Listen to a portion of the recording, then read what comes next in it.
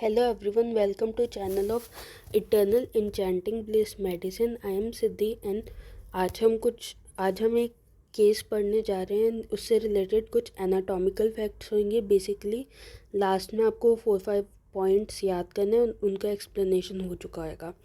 सो हमारी पहली लाइन ये है कि मिडल मेनिंजियल आर्टरी की एंटीरियर ब्रांच टीरियन पे लाई करती है. It's prone to rupture and इसकी वजह से एक्स्ट्राड्यूरल हेमोरेज हो जाता है, जिससे इंट्राक्रेनियल प्रेशर इंक्रीज होता है एंड पेशेंट को रैपिड न्यूरोलॉजिकल डिक्लाइन हो जाता है. बेसिकली इफ़ अगर किसी को इसमें से कुछ भी ना पता हो, लेट्स अज्यूम कि कोई भी टर्म नहीं पता, तो सबसे पहले लेट्स सी कि हो क्या रहा है. एक्स्ट्राड्यूरल हेमोरेज. बेसिकली हमें पता है मेनिंजेस की 3 लेयर है, dura mater, arachnoid and pia mater. Basically if अगर ड्यूरामीटर और स्कल के बीच में ब्लड कलेक्ट हो रहा है तो ऐसे हेमाटोमा को बोल रहे हैं एक्स्ट्राड्यूरल हेमाटोमा और एपिड्यूरल ब्लीड. जब हम इसे सीटी स्कैन में देखेंगे तो इसकी शेप कुछ लेंस शेप्ड आती है. इसका रीज़न भी हम पढ़ेंगे.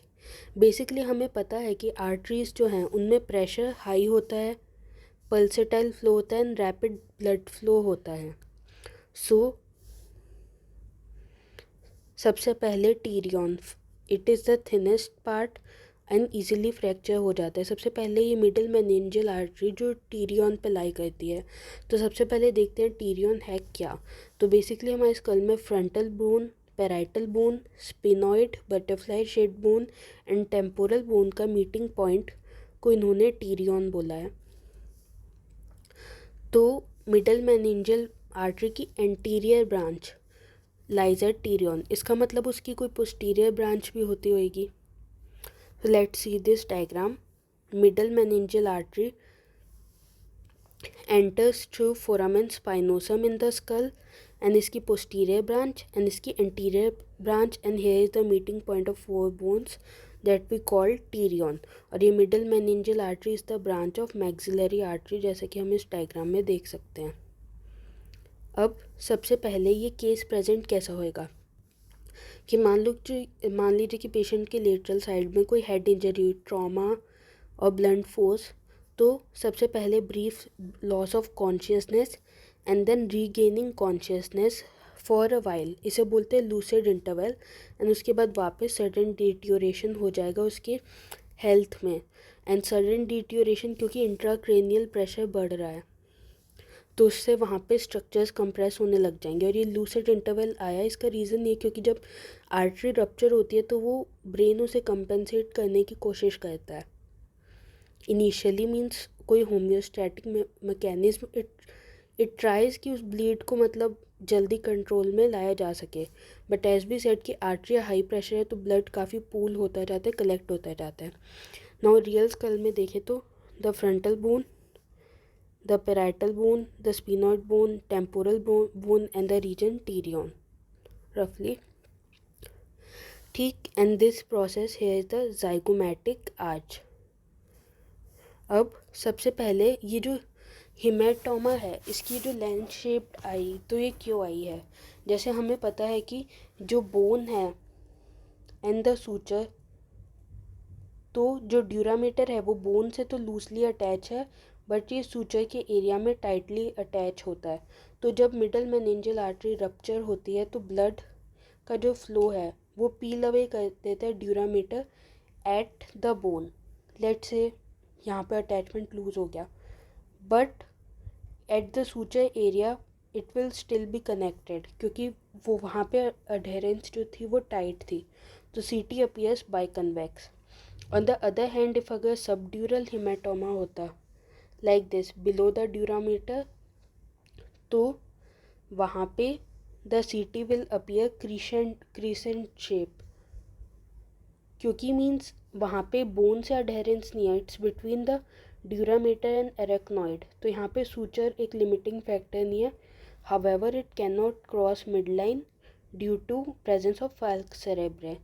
तो basically Falk सेरेब्रे it is a vertical fold extended into longitudinal fissure between the two cerebrum hemispheres. See, superior sagittal sinus and the fold of dura mater, falx cerebral। तो दोनों की शेप में डिफरेंस का reason पता चल गया, subdural और epidural haematoma. And let's see this कि ये मिडल मेनिंजियल आर्टरी क्या है। तो सबसे पहले कॉमन कैरोटिड आर्टरी, उसकी दो ब्रांचेस ईसीए और आईसीए, इंटरनल कैरोटिड और external carotid.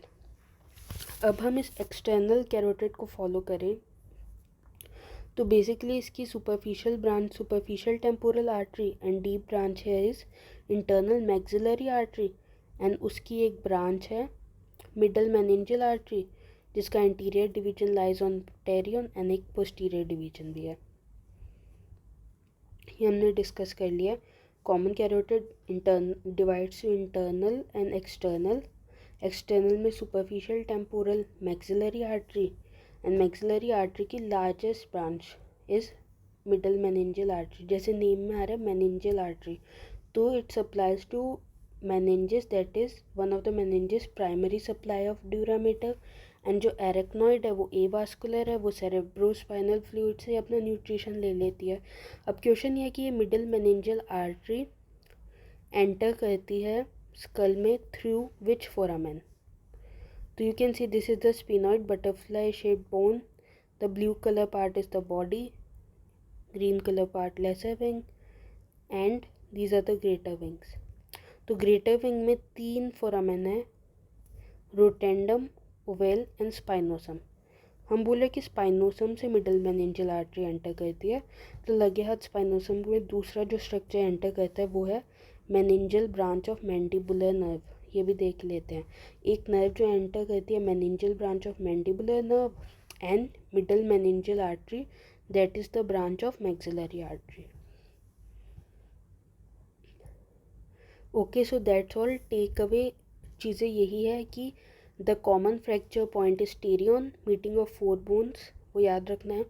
Subdural haematoma crescent shape, epidural is lens shaped. Middle meningeal किसकी ब्रांच है, largest branch of maxillary artery, इसका इंटीरियर डिवीजन टेरियन पे लाई करता है। एंड ये मिडल मेनिंजियल एंटर करती है the skull through foramen spinosum, जिसके पहला content middle meningeal artery and दूसरा कंटेंट मैंडिबुलर नर्व का meningeal branch. Okay, so that's all, thank you.